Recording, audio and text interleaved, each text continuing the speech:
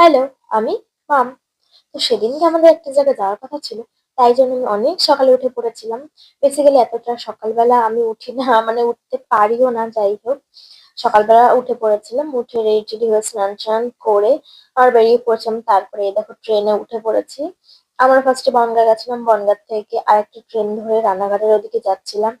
আর ট্রেনে বসে মানে কি বলবো, যেটা দেখছি সেটাই খেতে ইচ্ছা করছিল। যাই হোক, ট্রেনে অনেক কিছুই খেয়েছিলাম। তারপর চলে আসলাম আমরা কৃষ্ণনগর। এসে আমরা একটু দাঁড়িয়েছিলাম। দাঁড়ানোর পর আমরা অটোয় উঠে যাচ্ছিলাম, মানে অটোয় উঠে পড়েছি যাওয়ার জন্য। আমরা যেখানে যাচ্ছি সেখানে যাওয়ার জন্য অটোয় উঠে পড়েছিলাম। এই দেখো অটোয় বসেছিলাম, আর সেদিনকে এত প্রচন্ড পরিমাণে রোদ ছিল, তোমাদের আর কি বলবো। আমরা এটা অনেকদিন আগেই গেছিলাম, যাই হোক ব্লগটা শেয়ার করা হয়নি। তারপর এসে দেখো, এই দেখো আমরা হচ্ছে স্টিমারে উঠে পড়েছিলাম, স্টিমার না নৌকা, যাই হোক উঠে পড়েছিলাম। তারপর সেখান থেকে নেমে আমরা যেখানে যাব, অলমোস্ট আমরা সেখানে বলতে গেলে পৌঁছে গেছিলাম।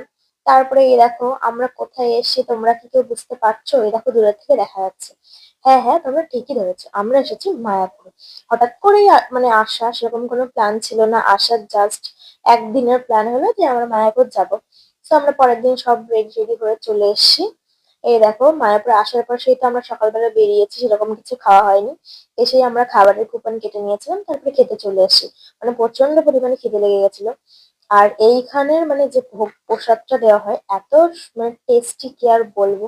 হয়তো বাড়িতে এরকম রান্না হলে হয়তো সেরকম ভাবে খাওয়া হয় না বা খেতে ইচ্ছাও হয় না, কিন্তু এখানের রান্নাগুলো তোমার এত সুন্দর খেতে, কি বলবো। সব নর্মাল খাবার, দেখে নর্মালি মনে হয়, কিন্তু খেতে এত টেস্টি, কি আর বলবো। তাই তোমাদেরকে বলবো, তোমরা যদি মায়াপুরে যাও অবশ্যই প্রসাদটা ট্রাই